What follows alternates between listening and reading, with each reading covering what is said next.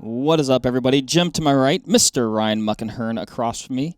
Gentlemen, it's time to hit zero. When one of the first sports shops that I worked at out of college, I worked with this guy, Steve.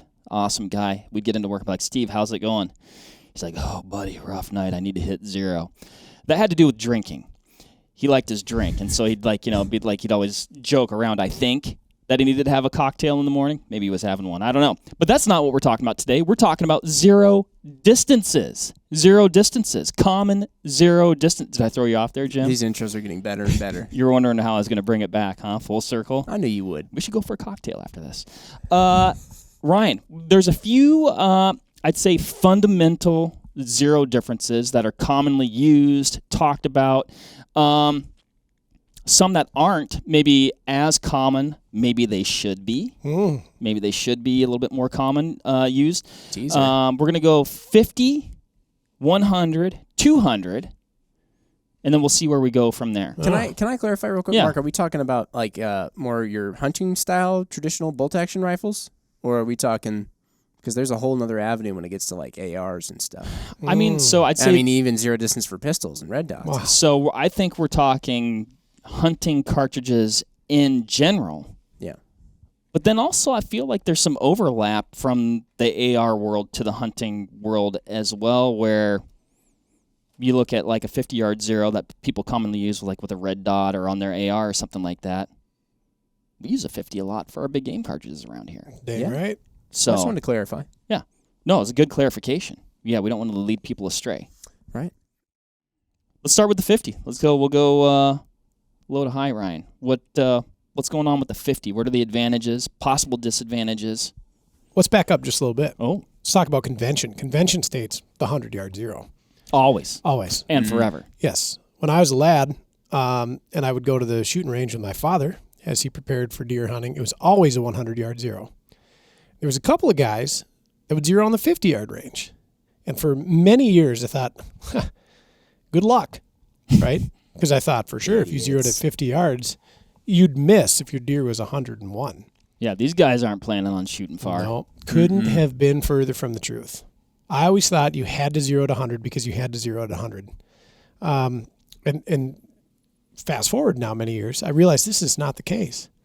There are advantages to zeroing at 100 for some things, but there are probably more advantages to zeroing at other distances, depending. So let's talk about modern centerfire cartridges. Nothing fancy or unique, but just 30-06, 270, 6.5 Creedmoor, 308, so on and so forth. The bread and butter Yeah. of hunting cartridges. High velocity centerfire hunting cartridges. Why would you do something other than a 50 or 100-yard zero? Excuse me. And let's start with the 50. A couple reasons I like a 50, and I've changed my mind on this a couple times. I've come around. A 50-yard zero. One, I generally shoot better at 50 yards than I do 100. Now you're just talking about during the zeroing process, the Correct. sight-in process. Correct. I feel I can be a little more thorough because I can see better, Mm-hmm. and I can shoot better. And it, Do you think you can call your shot better? yeah, maybe. Maybe. Depends on the gun. Okay. Depends on me too that day. But I can shoot better. Like I don't have to shoot as much ammo, it seems, to get zeroed. And so it bolsters my confidence in the zero, which is, I think, beneficial. That's important. Two, it's just closer we can see what we're doing. And then three, advantageous from a trajectory standpoint. So you must always understand that your trajectory is going to be expressed as like an arc, right? If we zero at 50, we're catching that bullet on its upswing as we've pointed the muzzle up. Bullet continues on downrange, goes over the top of the 100-yard line of sight, and then back down, intersecting our line of sight again in what we would call like a redundant zero. The 50 is not just a 50. A lot of times it's like a 50, 150, or 50, 170, depending on the cartridge, depending on its, in-flight characteristics, its velocity, things like this. So you end up kind of with two zeros. You get this well-established close range zero, which is certainly good enough for 100 yards, and you get a redundant zero downrange, like let's say at 170 yards. Can we establish real quick, too? Yeah. I know I used to think way back when, and I think a lot of people still think now, that when people talk about this redundant zero thing, the bullet being on the upswing on the way out at the barrel, they think that bullets actually somehow magically rise No. as soon as they leave the barrel, which isn't true. No, That's physically impossible. impossible. We are pointing our muzzle up. Right, because you have a scope over the top of the bore, and the bore is down beneath it.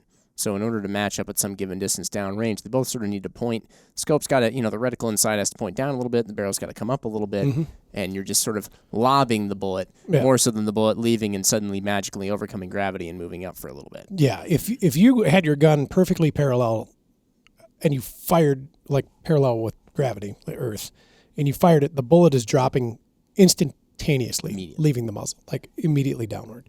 So we point it up, it travels upward till it hits its max ordinate and then starts traveling downward. That's important because some people will, now I'm going to talk about some AR type stuff real fast, but some people will zero really close because they're thinking, oh, well, most of my stuff is going to be up really close, and then if I do need to stretch out, I can, but in that case, you're actually making the angle between the scope and the barrel more severe, in which case you're actually, it sounds funny, but in order to shoot up close, you're angling the gun up higher, and therefore you're lobbing it even higher, and it's likely going to go over any intermediate distance targets and then have its redundant zero actually way further out. Yeah, like in outer space where you don't want it. That's why the 50 is nice, because it's kind of, you're still coming up a little bit, but if you do end up having to shoot something at 100, it's maybe only like an inch or two or something like that over it. Yeah. So it's a flatter trajectory. Yes. Well, so to speak. Well, now I'm using vernacular commonly associated with something else, but yeah. It's not as severe of an arc. No. Well, when you say what? What I'm getting at is it's not leaving when you're shooting at like the more intermediate, just like say you're shooting at 100 yards. You're saying 50 versus 25. A 50 would be less abrupt or less severe curve in the trajectory than say a 25. Yes. Bingo. Yes. Okay, sorry. I didn't mean to mess you up. I got thinking about 100 again. Okay. So, yeah, long and short of it, like a 50, I think benefits to it, easier to establish. And we see this every time we go down to the range. We do things like our hunter marksman or our hunter's sight in. We do it on the 50 because it's very easy to manage. And folks find it very comfortable. And again, you shoot less ammo. You establish a very well solidified zero. And then you reap the benefit of that redundant zero downrange beyond the 100-yard target. And I think for most hunters, even Western big game hunters, a 50 is a super advantageous zero, right? Because we're really pushing our maximum point blank range to about that 200-yard line. Mm-hmm. After which, we'll make the debate on, well, if it's 200 or beyond, maybe we have time to manage a turret, or maybe we have time to manage a reticle. Look at some ballistics data, taped to the side of the gun or in your dope sticker, your dope chart on your phone or whatever you're running. And that's that. That's why I've become a huge fan of the 50. For the past couple of years, prior to heading west, I'm zeroing my guns at 50. It's just super simple, super clean. I get the information that I need. I get this advantageous zero. I push my maximum point blank range envelope out just a bit, and I'm happy. Mm-hmm. At the end of the day, we just need to establish a zero. I think 50 is a very good one to go. I think that's what I was getting at, though, because if you zero at 100, usually the 100-yard zero with most common cartridges and rifles is going to be right at about the point where the bullet, because your rifle is angled upward, is sort of meeting the top of its trajectory, and then at about 100, it's already starting to come back down. Yep. So, in essence, you're pretty well on out to 100 yards, but as soon as you start going beyond 100 yards, it starts dropping again. Yep. You know what I mean? And then you're having to account for that. Whereas with the 50-yard zero, you get a longer period of time before it's really dropping to a point that you're having to account for it more with ballistics and turrets and reticles and things. Yep. So in that sense, it feels flatter. Okay. In practice. Yep. Sure. I'm tracking. I see where you're coming with. That's where I was getting. Yep. That's all. I'll agree with that sentiment. That's good. So on to the 100 then. Yeah, the classic 100 then. Should we still do it? Well, nothing wrong with it. I mean, for as long as I have been consuming media surrounding firearms, accuracy, cartridges, etc., the benchmark is and always probably will be 100 yards, right? How does your gun shoot at 100 yards? whether expressed in inches or MOA. What you open up the gun rag to and you read the review and they shot 4 different types of ammo. They always do that at 100 yards. And I think that's fine. There's nothing wrong with that. And it's a great way to establish what your rifle's capable of. And depending on what school of thought you subscribe to, if your gun is shooting, about a 0.5 inch group at 50 yards, it's probably shooting about a 1 inch group or 1 MOA at 100 yards. You're getting much the same thing. It's just that that's kind of the industry standard and has been, I think, forever, right? What about is there an advantage to any of these zeros if you're going through the process of getting your ballistic data for, the load that you're pushing through your rifle and you plan on traveling multiple places and don't want to have to be like re-zeroing all the time?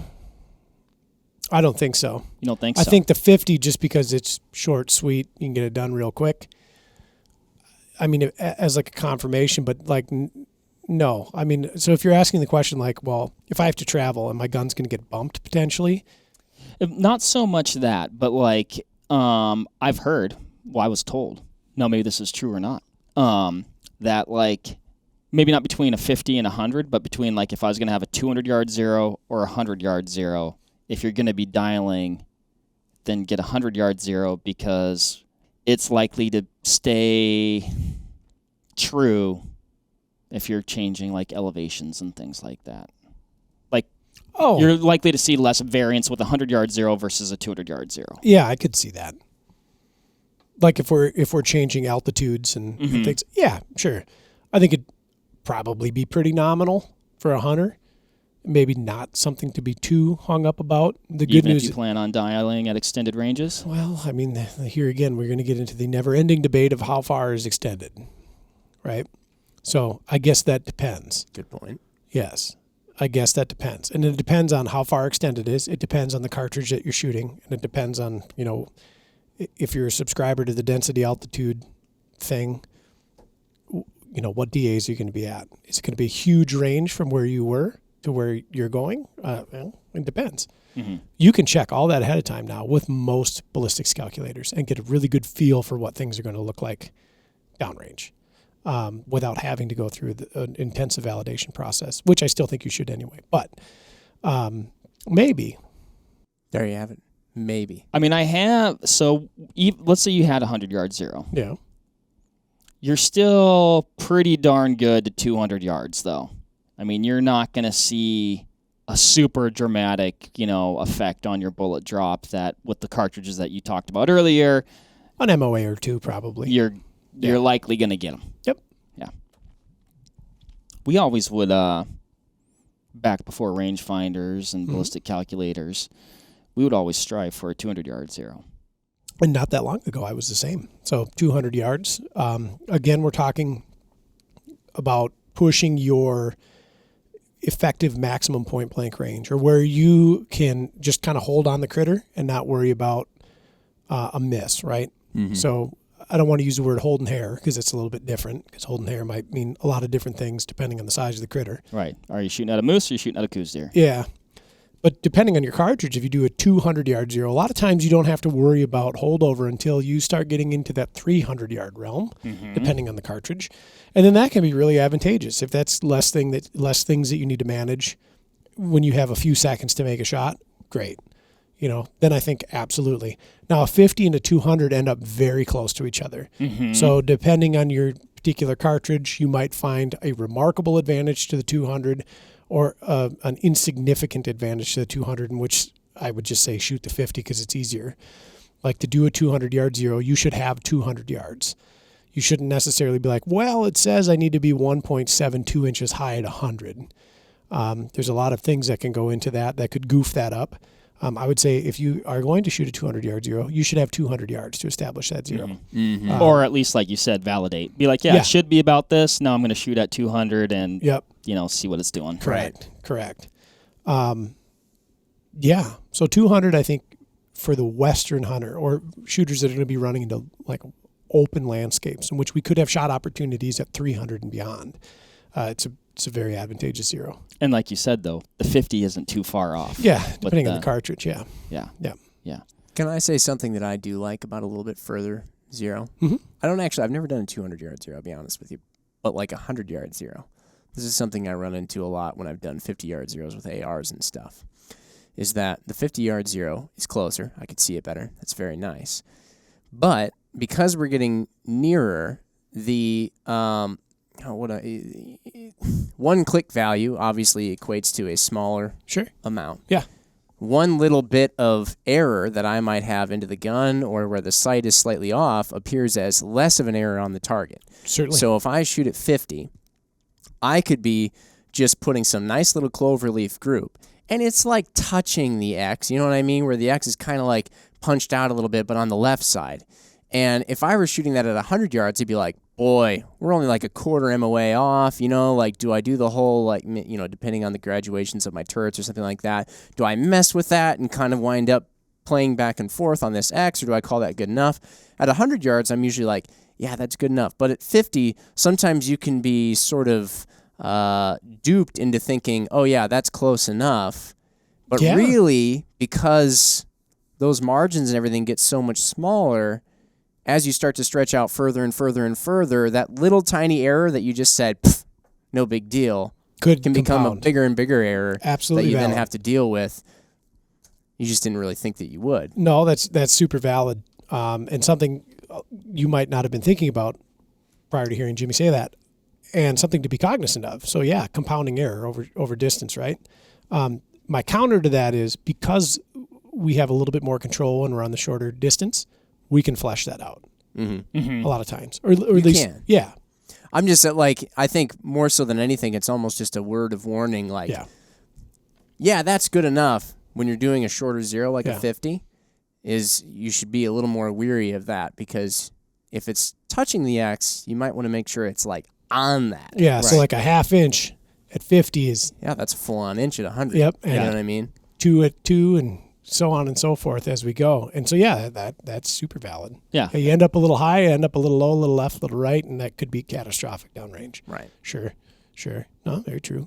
No, very true. I mean, that's a good reminder. And like you said, Jim, it's almost like a mental check. If you're used to sighting in at 100 and you're like, oh, yeah, I'd normally be happy with that an target. inch and a half. Yeah, that's pretty good at 100. If you got an inch and a half at 50, you may want to make some adjustments. Mm-hmm. Or you might, maybe all of this is also, I guess, taking into consideration how well the gun shoots and how well you shoot. Sure. Right. But then pulling those things out, though. Right. If you like in a perfect world, if you were just like, oh, dude, I'm shooting this cloverleaf, but I'm off by an inch, that's good enough. It's like, oh, you probably want to move that over. Yeah. But I always psych myself out because of that. Because when I'm at 50, I've shot really good groups at 50 that are probably, and even knowing all this, probably actually good enough.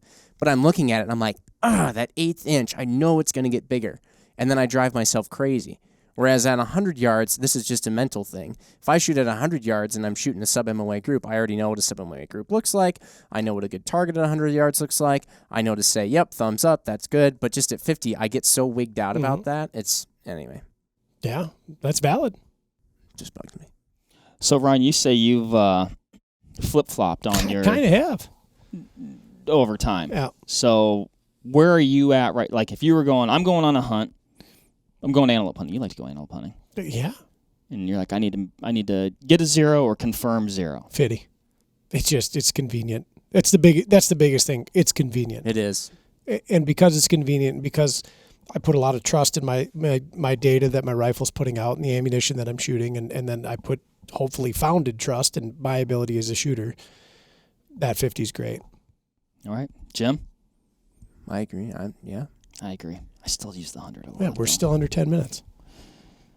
No, that's we're barely 20. We're barely under 20, which I think that's our sign to wrap this talk on zero distances. Hopefully, the listeners out there found this useful. Are you reconsidering your zero? Where have you been zeroing? Where do you plan on zeroing? Do we have any 300-yarders out there? Do we have any 300-yarders out there? The one we didn't get to.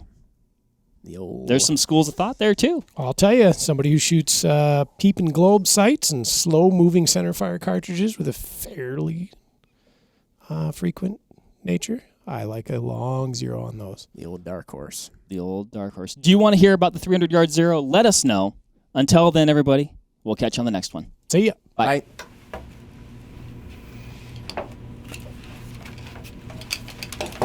thought you were going to leave them on. I thought we were going to stay in the Matrix. Oh. There's another Matrix out here. Oh, hello, It's like Roland. Inception. My stars. The camera's in the microphone. Nothing gets by. Nothing. Yes. I didn't mess you up with my 50-yard comments, did I? No, I just had to figure out where you were at. Now I get it. Now I know what you mean by the perception of, quote, flatter. Yes. Oh, right, yeah. Yeah. I was being confusing with that. Well, because so many people use the term flat trajectory when they're talking about, like, a freaking laser beam of some sort. The old 20H nozzler. Flat. 20H? That's what Mark he calls it, 20H. No, I call it the 20H nozzler. schnozzler, yeah. Oh, I thought you were saying 20H. You have referred to it as 20H nozzler. I have not. The Why would I 28. say that? Why would that come out of my I don't know. mouth? I don't know. You do remember everything, and Mark doesn't often remember I lots never. of stuff. That's true, but I would never say 20H. I have referred to Sounds it. like 20H would be, you might spell that ACHE, No, in which it's case what. it's the Here's 28. what you're mishearing. By me calling it the schnozzler, 20H. it sounds like I'm saying 20H, but you're hearing it's 28 20H. schnozzler. 28 schnozzler. So it He's sounded probably, like he's H. probably right. It's kind of like race car. It's one of those words that can be the same, not really, but at all, actually, in any way. Except, the middle letter is shared. It doesn't really matter what word it's attached to. No, I don't say what you're saying. Like, Better. 20H nozzler or 28 schnozzler. yeah. You can just put the on whatever word you want, and it's a different phrase. And Yeah, the one but that how? Ryan perceived Give me is race a lot car funnier. though. Say race That was car. a or really something. bad parallel I just drew, but it was Oh. supposed to somehow get across the idea that this could go either way. You ever I see what you're saying with 20H nozzler. In saying that, I said you said 20H nozzler. And you said, no, I don't say 20H nozzler. I say 20H nozzler. It's the same but different. Yes. Henceforth, it'll just be known as 20H nozzler. The schnozzler. Or the schnozzler for short. Or Well, there's 20 several schnozzlers though. Several say several schnozzlers. well, 26 schnoz. 26 schnozzler. 20H nozzler. Yeah, it only works with 20H. Yeah. 20H nozzler.